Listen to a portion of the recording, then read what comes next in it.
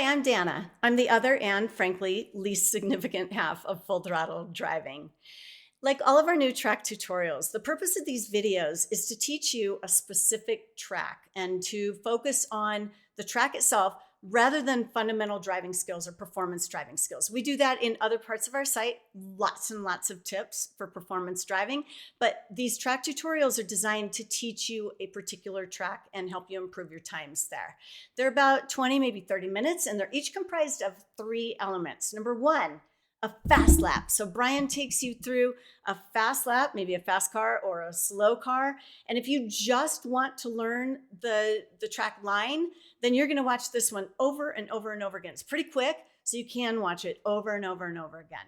Number two, the sketchy parts, the detailed corners. Brian takes you through what he calls a 3D approach.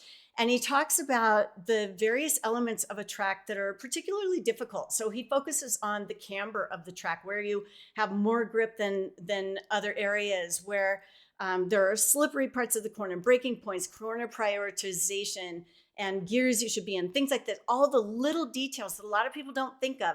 And you will be mind blown at his attention to detail and the way he's able to articulate it.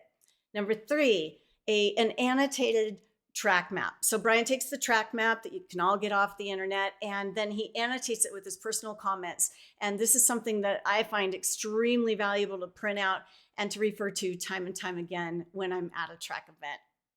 I do want to mention that we used to charge for these tutorials, and we had a long talk about it and decided, you know what, this is our passion. We want to provide this stuff for free, and Brian is so darn good at it.